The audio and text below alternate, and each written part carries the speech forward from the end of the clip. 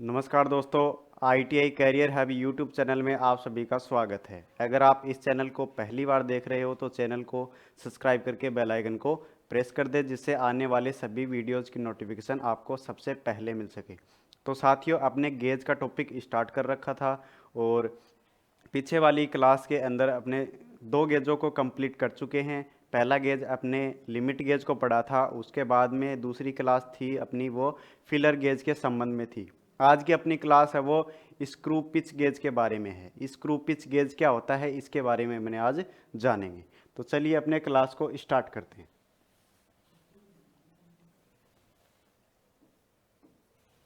देखो, screw pitch gauge, इसके अंदर सबसे पहली बात अर्थात इसका परिचय। तो देखो, इसका परिचय भी वही है जो कि मैंने आपको फिलर गेज के अंदर बताया था। क्या बताया था भाई?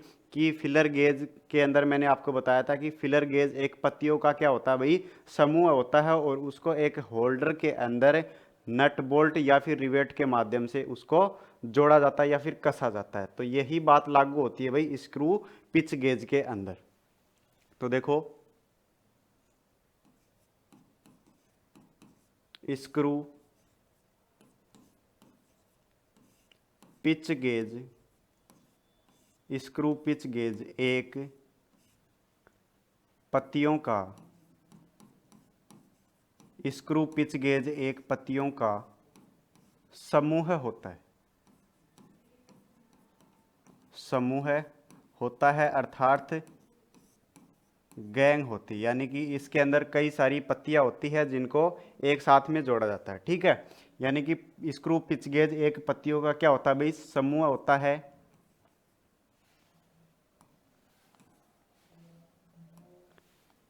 इन इन पत्तियों को इन पत्तियों को एक एक ब्लेड होल्डर, इन पत्तियों को एक ब्लेड होल्डर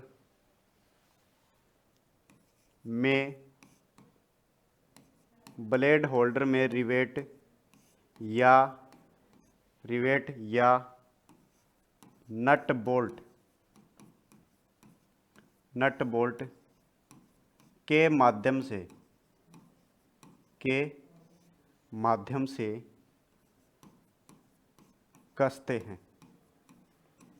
देखो क्या बात लिखी है मैंने कि अपना जो स्क्रू पिच गेज होता है भाई, ये एक पत्तियों का क्या होता है भाई, समूह होता है। इसमें कई सारी पत्तियां होती हैं, ब्लेड्स होती हैं। ठीक है, इन पत्तियों को क्या करते हैं, एक ब्लेड होल्डर के अंदर रिवेट या फिर नट बोल्ट की सहायता से हम कसते हैं। ठीक है, तो पहली बात परिचय के संबंध में अपनी क्लियर है। उसके बाद में आगे बढ़ते हैं और नेक्स्ट बात आती है भाई इसके पदार्थ से संबंधित अर्थात इसकी धातु।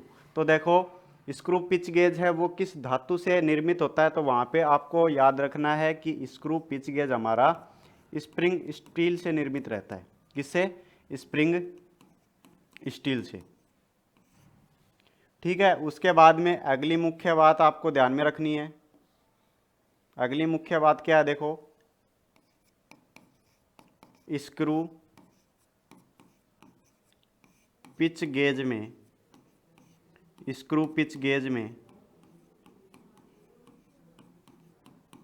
ब्लेडों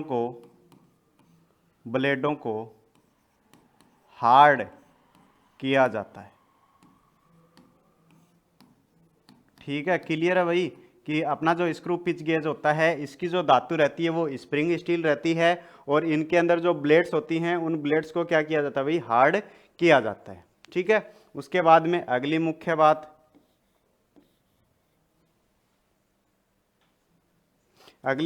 देखो कुछ इस प्रकार से है। प्रत्येक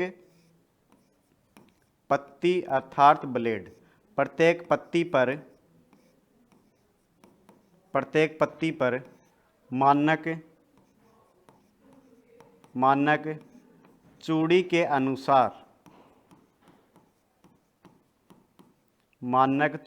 अनुसार दांते बने होते हैं।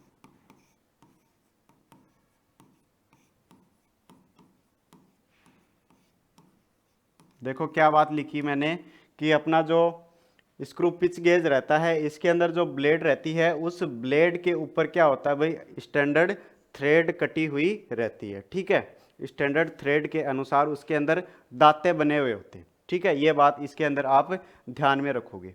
उसके बाद में आगे बढ़ते हैं और अगली अपनी बात है, देखो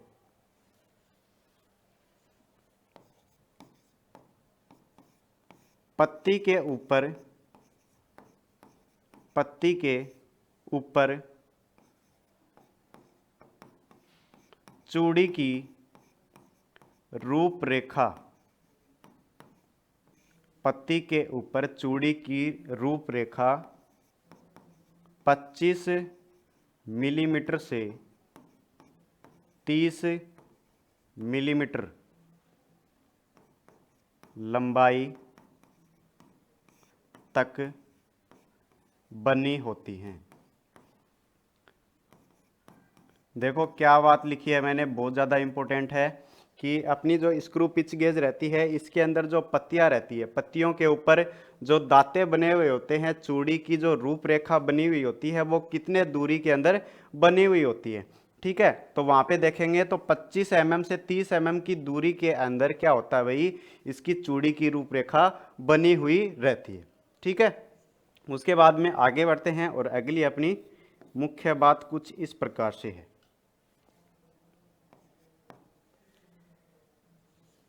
देखो स्क्रू पिच गेज से, स्क्रू पिच गेज से 0.35 मिलीमीटर से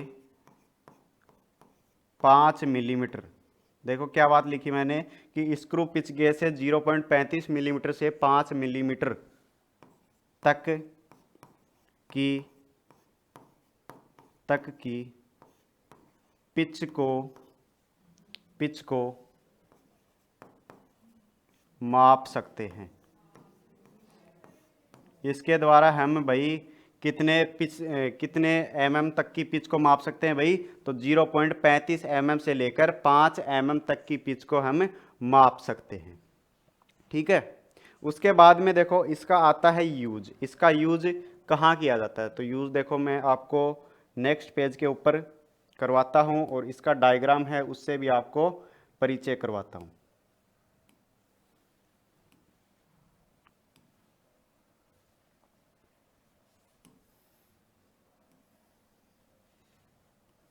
देखो ये डायग्राम अपना स्क्रू पिच गेज का है। अब देखो अपनी अगली बात थी यूज से संबंधित। यूज अर्थात उपयोग। तो देखो इसके द्वारा आपने क्या करते हैं भाई, आंतरिक आंतरिक एवं बाह्य, आंतरिक एवं बाह्य चूड़ी की पिच एवं रूपरेखा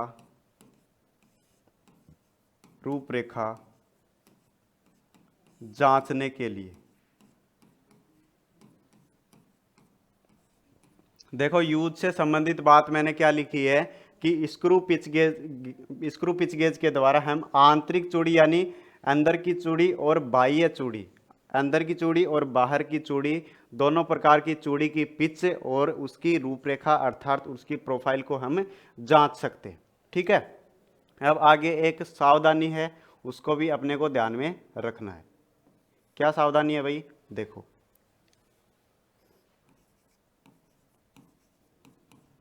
उपयोग के समय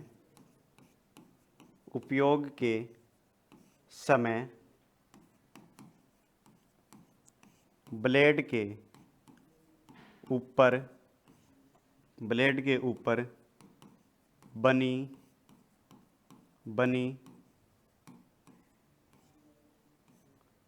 रूपरेखा को, ब्लेड के ऊपर बनी रूपरेखा को चूड़ी के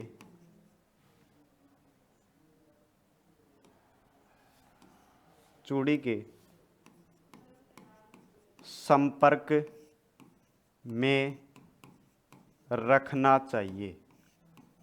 जब इसके द्वारा हम जांचने का कार्य कर रहे हैं तो जो अपनी ब्लेड है उसके ऊपर जो दांते बने हुए हैं उन संपूर्ण दांतों को अपने को क्या करना भाई, जो थ्रेड है उसके ऊपर संपर्क करवाना है। ये नहीं है कि एक दो दांते हैं वो अपने उसके संपर्क में ला रहे हैं, सारे दांते हैं उसको चूड़ी के संपर्क में लाने हैं। अब देखो इसके डायग्राम के ऊपर चलते हैं और देखते हैं अपना स्क्रू पिच गेज। देखो ये जो डायग्राम दिखाई दे रहा है इसी को बोलते हैं स्क्रू पिच गेज। इसके अंदर आप देखोगे तो इसके अंदर देखो एक पत्तियों का समूह होता है, अलग अलग जो साइज की जो थ्रेड की जो पिच हैं, ब्लेड्स हैं वो इसके अंदर हैं।